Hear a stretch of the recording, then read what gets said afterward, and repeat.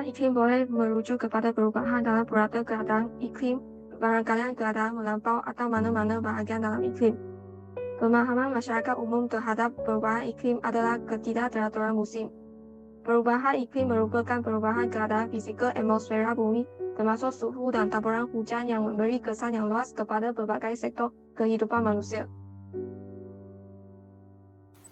Manusia lebih mementingkan proses penularan sekarang untuk manfaat ekonomi tanpa merancang tempat berhijaran relevan di kawasan bandar.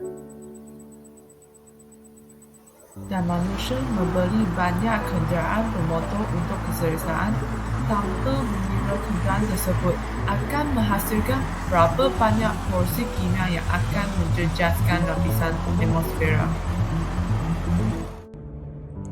Perubahan iklim memberi kesan yang besar kepada alam sekitar seperti peningkatan suhu global dan pemanasan global, pencairan ais dan geyser, peningkatan kejadian kemarau, ribut, banjir besar serta kepupusan flora dan fauna. Misalnya, peningkatan suhu global akan menyebabkan berlakunya pencairan ais di kutub utara dan selatan serta geyser di kawasan pergunungan. Pencairan ais ini akan menyebabkan kuantiti air laut bertambah secara mendadak dan hal ini akan menyebabkan kawasan di pinggir pantai yang rendah ditenggelami air. Sektor ekonomi di Malaysia ni dia kurang cekap dalam penggunaan sumber. Seterusnya dia hasilkan jumlah sisa yang tinggi. Ini mengakibatkan kos pembersihan dan mitigasi yang tinggi. Itu belah pengeluaran. Kalau kita tengok belah penggunaan pula, terdapat lambakan produk berjangka hayat pendek, sekali guna dan pakai buang dalam pasaran. Dan produk tersebut juga mengandungi campuran bahan kompleks yang semakin meningkat, termasuk plastik dan bahan berbahaya. Mengakibatkan sisa tersebut sukar untuk kita uruskan dengan selamat. Itu cabaran pertama. Cabaran kedua ialah terdapat persekitaran yang kurang menyokong pertumbuhan hijau. Ini termasuklah pelibatan pelbagai pihak berkuasa dengan perundangan yang berbeza lah dalam pengurusan sumber asli dan alam sekitar. Of course, kalau soal tanah semua itu di bawah kuasa kerajaan negeri, that would add a layer of complexity. Kita juga keupayaan penguatkuasaan kita juga terhad. Kalau dari segi data tadi, kita tak ada data, pengkalan data yang bersepadu, akses yang kadang-kadang yang sukar dan juga kekurangan data quality lah sebab tak ada standard yang sumber pengumpulan data ini across sector. Mungkin data di sektor pembuatan berlainan daripada sektor pertanian jadi banyaklah isu teknikal situ. Dan akhir sekali of course juga dana kita juga terhad dalam mengekang kemampanan usaha perlindungan alam sekitar lah. Daerah tertaling dalam lembah Kelang tersenarai antara kawasan gelombang panas hari ini. Berdasarkan kemas kini Jabatan Meteorologi Malaysia, MAP Malaysia, sehingga jam 8.15 pagi Selasa, 10 kawasan berada pada tahap 1 gelombang haba, iaitu suhu maksimum harian antara 35 hingga 37 darjah Celsius. We are in a climate emergency. Kita berada dalam keadaan yang teramat unik, di mana negara bukan sahaja dilanda dengan banjir, tetapi pelbagai jenis cabaran dan rintangan yang makin lama makin teruk. Sebelum ini di Pahang contohnya banjir besar hanya berlaku paling banyak pun sekali setahun. Tetapi pada tahun lepas selama 2 kali. Sekali pada bulan Januari dan dilanda lagi sekali pada bulan Disember dengan keadaan yang jauh lebih teruk. Isu perubahan iklim, climate change, bukanlah isu kecil lagi di Malaysia. Tetapi harus diangkat dan harus diiktiraf sebagai isu nasional yang wajib diambil kira oleh semua parti politik, pemimpin politik, korporat, badan-badan yang lain.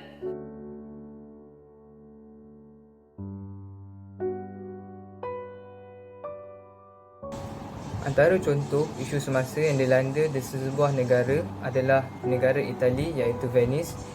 Sejak beberapa tahun kebelakangan ini, akibat daripada berlakunya perubahan iklim global telah menyebabkan bandar Venice dilanda kejadian pasang surut yang luar biasa sehingga melanda banjir di seluruh bandar Venice sehingga telah menyebabkan bandar tersebut diisytiharkan darurat oleh pihak UNESCO.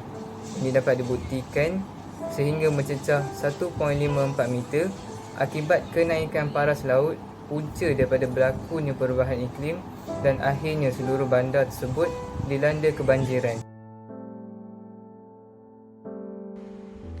Selain isu semasa yang berlaku di Venice, Itali, Bangkok, Thailand juga adalah sebuah negara yang menghadapi perubahan iklim yang teruk. Menurut laporan media Thailand, ibu kota Bangkok yang terletak di hulu teluk Thailand mempunyai ketinggian purata hanya 1.5 meter dari paras laut. Pada masa ini, kadar penurunan tanah di Bangkok sangat cepat dengan purata tahunan tenggelam 1 sehingga 2 cm. Manakala, Purata kenaikan paras laut tahunan adalah kira-kira 4 mm. Selain itu, menurut Bank Dunia, menjelang tahun 2030, 40% daripada Bangkok akan ditenggelami air.